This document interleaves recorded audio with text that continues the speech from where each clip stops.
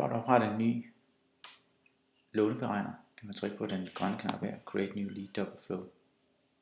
Herinde kan man vælge mellem en række lavede templates. Vi har allerede en låneberegner template tilpasset det danske marked. Til den er der tilknyttet forskellige farvenuancer, og man kan også få den tilpasset sit design præcist. Vi vælger den, og her på siden der kan vi se beregneren, som den kommer til at se ud.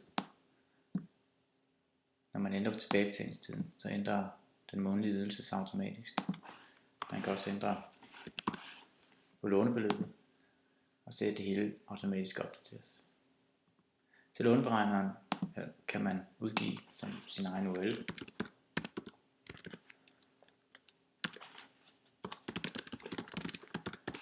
Og den URL kan bestå af ens egen URL. Så skal man lige lave en pegning af domænet over på vores server.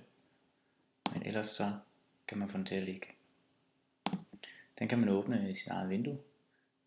Den kan også indsættes på jeres egen hjemmeside ved at klippe det her kode ind på siden.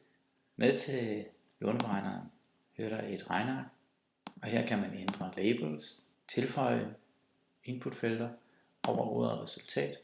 Ordet resultat adskiller inputfelter fra outputfelter, og man kan bruge de outputfelter, der er der i forvejen, og man kan tilføje andre.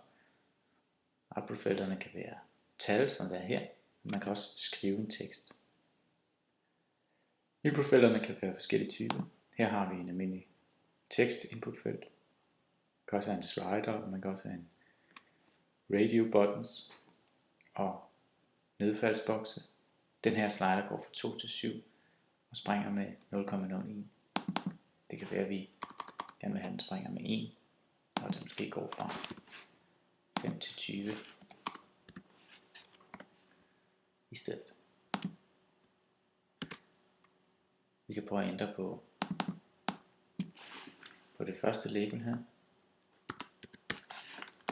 Lån skriver vi. Tilbagebetalingstid kan vi måske holde fast i. Og vi kan måske ændre på opstartsbeløbet, så vi starter med 100.000.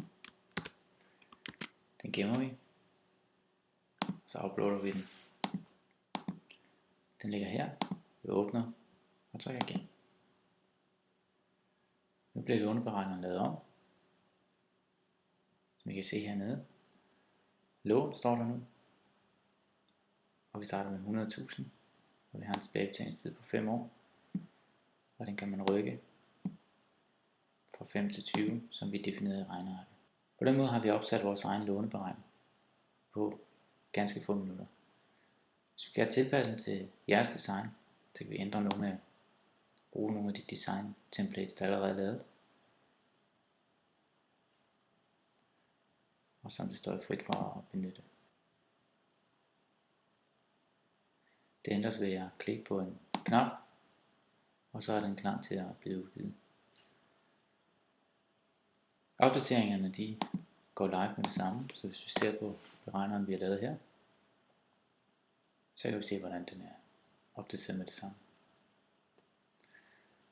Nu vil I se hvordan man opretter en låneberegner på ganske få minutter, tilpasser den med nye labels, nye inputfelter, ændrer på inputfelter, kan ændre outputfelter osv. Tak.